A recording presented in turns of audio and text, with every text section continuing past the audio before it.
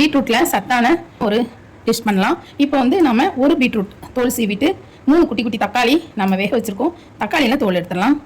இது அப்படியே இருக்கட்டும். இது அடுத்து என்ன செய்யணும் அப்படிங்கிறத பார்க்கலாம். ஒரு கைப்பிடி அளவு கடலைப்பருப்பு சேர்த்துடலாம். இது நல்லா வறுபடட்டும். கடலைப்பருப்பு நல்லா வறுபடட்டும். இது நல்லா பொன்னிறமாக வறுத்துடலாம். கடலைப்பருப்பு நம்ம எல்லா குழம்புலையுமே சேர்க்கலாம். ரொம்பவே நல்லது. நல்ல ஒரு டேஸ்ட் இருக்கும்.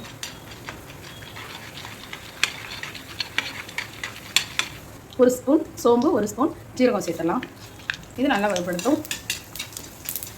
ஜீரகம், சோம்பு, கடலைப்பருப்பு நல்லா வறுத்துக்கலாம்.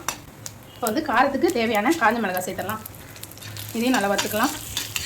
எண்ணெய் கொஞ்சமாக ஊற்றி இதெல்லாம் வறுக்கும்போது நல்ல ஒரு கிறிஸ்பியாக இருக்கும். இதுக்கு தேவையான கல்லுப்பு சேர்த்துடலாம். நல்லா வறுபட்டுச்சு. வந்து நம்ம இதை ஆஃப் பண்ணிடலாம். இந்த பீட்ரூட்டை இதில் சேர்த்து நல்லா அரைச்சிடலாம்.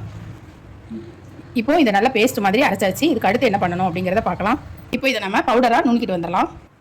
நம்ம கடாய் வச்சிடலாம். கடுகு தாளிச்சிடலாம். கருவேப்பிலை சேர்த்துடலாம். சின்ன வெங்காயம் பொடிசாக நறுக்குன சின்ன வெங்காயம் சேர்த்துருக்கோம். இதை நல்லா வதக்கிடலாம்.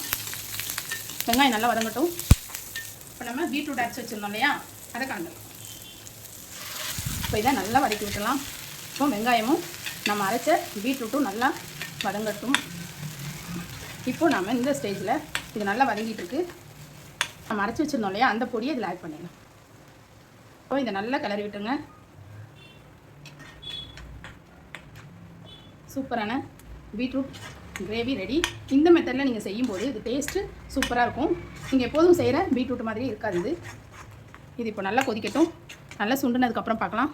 இப்போது தண்ணியெல்லாம் சுண்டி நல்லா பீட்ரூட்டு ஒரு பதமாக வந்துருச்சு.